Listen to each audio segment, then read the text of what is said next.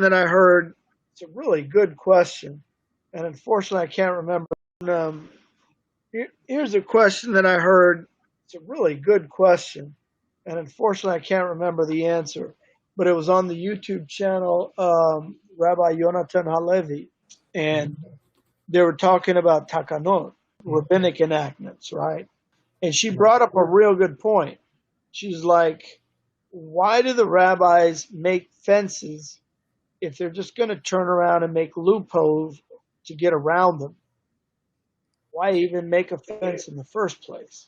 There are takanas and there are gezeras. So a takana is a positive rabbinic command, and a gezerah is a negative rabbinic command. In terms of like a positive law and negative law, i.e. one tells you to do something, one tells you not to do something.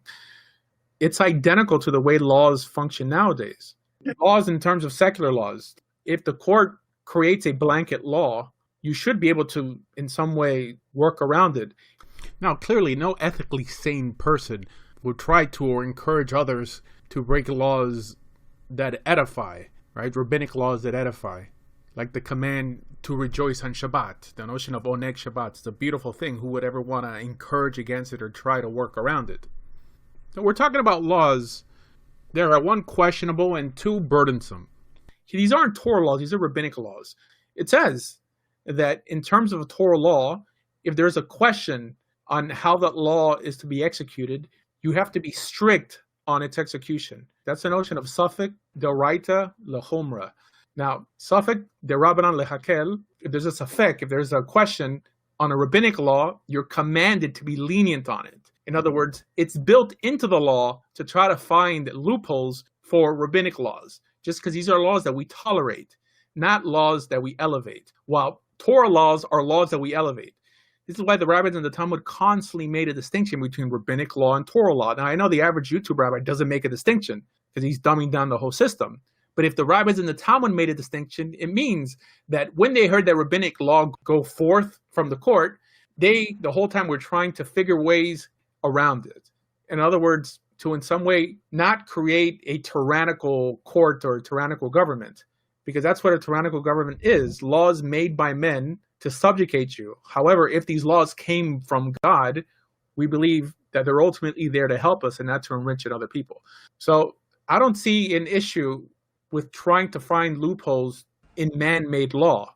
If anyone wants to look it up and read it, it's in the first chapter of Hilchos Mamrim of the Rambam, towards the end. It's like the last 3 halachot that he talks about this, the difference of how one treats rabbinic laws versus how one treats Torah laws. Ultimately, this is something that the Pharisees would have fell into. That we mentioned earlier that Chazal mentioned the Pharisees as people who ran to do every stringency. Ultimately, a stringency is something that you don't have to keep. You choose to keep it in some silly manner, like just to show off how firm you are, right? And there's a lot of things like that in the Jewish world nowadays, like making your coat extra long, like making your tzitziot extra thick. Now, there is a notion of what's called the hiddur mitzvah, from the word mechudr, to beautify a mitzvah. It's nice, okay. I mean, some people on their talit, they'll put silver things on it and stuff, but it's not necessarily to seem more religious, but to beautify it. Okay, I don't know. I guess it's a thin line between being chumradik and just beautifying a mitzvah. So what am I telling you to do?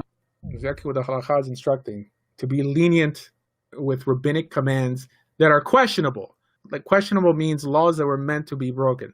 Now, if the law is clear, i.e. that there's no safek in it, well, you should keep it how it appears. Yeah, go ahead.